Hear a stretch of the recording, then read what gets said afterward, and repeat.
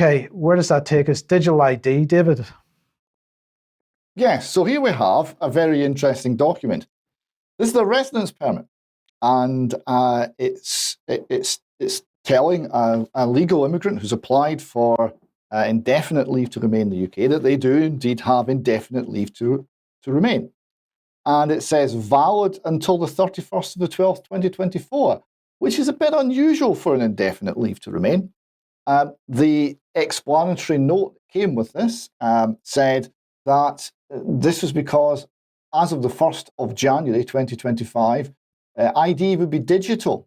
So this card would no longer be valid. Now, this is quite right. We have here Migra Co, a legal firm, telling their clients about this. So they're talking about biometric residence permits. They all have an expiry date of 31st December 2024.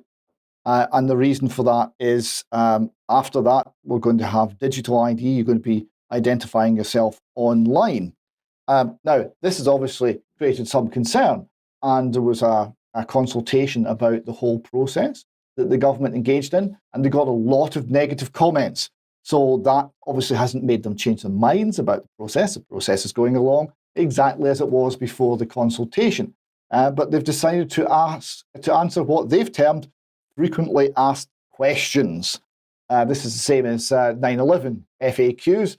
So all the things that the public kept asking, they've decided to call FAQs and answer them in one place. Mike, we'll see what you make of these answers. Claim. Using uk.gov1 login will be mandatory. Fact, no. Having a gov.uk1 login account will not be mandatory for UK citizens. Did you notice the restriction on that answer? Presumably for non-UK citizens, it will be. Claim. The proposed legislation will make it easier for the government to implement a social credit system. Fact. The proposed legislation is about enabling the required data sharing to ensure a faster, more accessible route to accessing government services. There are no plans to implement a social credit system.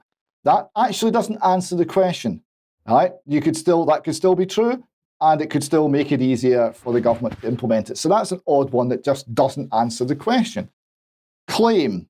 This will enable bulk data sharing across government. Fact. The proposed legislation will not enable bulk data sharing. It will only enable data sharing between specified organisations for the purpose of identity verification. The specified organisations with public sector bodies. That sounds like bulk data sharing to me, but there we go. That's maybe just me. I'm not convinced. Mike, are you? No, and as we've said a couple of times now, of course, this idea that this particular legislation will not enable bulk data sharing, but that's okay because they've got other legislation which does enable bulk data sharing. So we've got to always remember to take the legislation that the government is talking about in the round, not specific one individual specific piece of legislation. We've got to understand what they're doing right across the legislative process. And the other thing is, they're constantly saying, don't worry, digital ID is not mandatory because we're going to provide telephone services and other services for people that don't want to use digital ID. This, of course, is nonsense because already, as we've already mentioned, people having to wait in queues in order to get access to HMRC, for example, on the telephone as it is. The government simply makes that situation by defunding that aspect of it, by reducing the number of staff on the telephones. They can force people into digital ID by making the process of going through the telephone so utterly abhorrent to people that they have no choice. And this, David, as we talked about before the program, this is the same in the airports at the moment.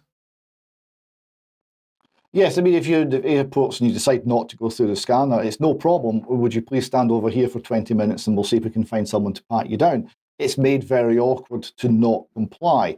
And I think it is significant that non-UK citizens will be coerced. It will be mandatory that they will have digital ID, a government digital ID system, and that's a step towards that for citizens as well. I mean, it's going to be argued. Well, we've run this out for non-UK citizens. We're just tidying up the system. You know how these things run. Each incremental removal of our rights is used as an excuse for the next incremental removal of a right. Yes. Okay, thanks, David. Now,